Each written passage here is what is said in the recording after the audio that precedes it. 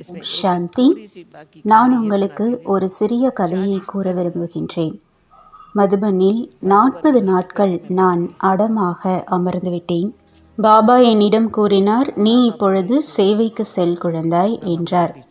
அதற்கு நான், பாபா இப்பொழுது என்னை விட்டுவிடுங்கள் என்றேன். நான் தர்மராஜருடைய கண்களை பார்க்க விரும்பவில்லை.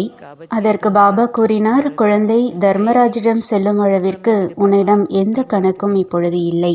அதற்கு நான் கூறினேன், பாபா இப்பொழுதே நீங்கள் தர்மராஜ் போன்று எனக்கு காட்சியளிக்கிறீர்கள் என்றேன். பாபா எவ்வளவு அன்பு காட்டினார், இருப்பினும் எனக்கு அவர் தர்மராஜ் போன்று தோன்றினார். என்ன நடந்தாலும் சரி, நான் தர்மராஜ் புரிக்கு செல்லவே கூடாது என்று நான் ஒரு அறையின் மூலையில் 40 நாட்கள் அமர்ந்துவிட்டேன். அந்த நாட்களில் நான் எதையும் யோசிக்கவும் இல்லை, எதையும் செய்யவும் இல்லை. எனவேதான் நான் கூறுகின்றேன், குறைந்ததிலும் குறைந்தது 40 நாட்களாவது இப்படி ஒரு புருஷார்த்தத்தை நாம் அவசியம் செய்ய வேண்டும். ஆனால் குறைந்ததிலும் குறைந்தது 40 நிமிடங்கள் 4 முறை 5 முறை தினமும் தனக்காக கொடுக்க வேண்டும். சிலர் கூறுகின்றார்கள், அமைதியாக இருப்பதற்கு நேரம் எங்கே இருக்கின்றது? முழு நாளும் எதையாவது பேசிக்கொண்டே இருப்பார்கள், யோசித்து கொண்டே இருப்பார்கள், செய்து கொண்டே இருப்பார்கள். அட, அமைதியாக இருப்பதற்கு கற்றுக்கொள்வது நல்லதுதானே? ஒரு சகோதரி எனக்கு பத்திரமாக எழுதி கேட்டார், எனக்கு விடுப்பு கொடுங்கள். நான் இந்த ஞான மார்க்கத்தில் ஒருபொழுதும் அலட்சியமாக இருக்க மாட்டேன். ஆனால் இப்பொழுது நான் மாஸ்டர் டிகிரி பாஸ் பண்ண வேண்டும். அப்பொழுது எனக்கு ஸ்காலர்ஷிப் கிடைக்கும். எனவே என்னை அந்த டிகிரியை முடிப்பதற்கு எனக்கு விடுப்பு கொடுங்கள் என்று என்னிடம் கேட்டார். நான் அவருக்கு சுப பாவனை செய்தேன். எனக்கு ஸ்காலர்ஷிப் கிடைக்கும், நான் மாஸ்டர் டிகிரியை முடித்து விடுவேன். இதெல்லாம் லௌகீக உலகத்தின் விஷயங்கள். நான் பாபாவிற்கு போக் வைத்துவிட்டு தான் சாப்பிடுவேன், போக் வைக்காமல் சாப்பிட மாட்டேன்.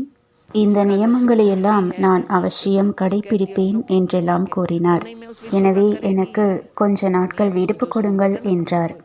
அப்போது நான் அவரிடம் கூறினேன், நீங்கள் மாஸ்டர் டிகிரி பாஸ் ஆகுவதற்கு உங்களுக்கு ஸ்காலர்ஷிப் கிடைக்கிறது.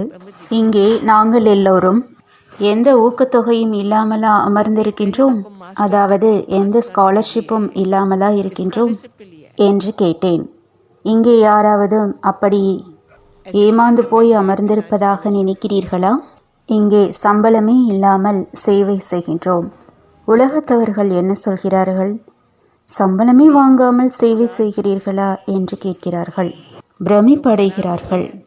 அட, உங்களுக்கு என்ன தெரியும்? நாங்கள் அமைதி பரிசை வாங்கக்கூடியவர்கள். எனவே பெரிய அமைதிக்கான பரிசு யாருக்கு கிடைக்கும்? யார் மாஸ்டர் டிகிரி பாஸ் பண்ணுகிறார்களோ அவர்களுக்கு தான் கிடைக்கும். மேலும் உங்களுக்கு தெரியுமா, மாஸ்டர்களுக்கு எவ்வளவு மகிமை உலகத்தில் என்று? யோகிகளுக்கெல்லாம் மதிப்பில்லை, சுவாமிகளுக்கெல்லாம் கூட மதிப்பில்லை. ஆனால் மாஸ்டர்களுக்கு எவ்வளவு மதிப்பு இருக்கின்றது. எனவே தாதி கோருகிறார்கள், நாம் ஒன்றுமே இல்லாமல் அமர்ந்திருக்கிறோம் என்று நினைக்காதீர்கள்.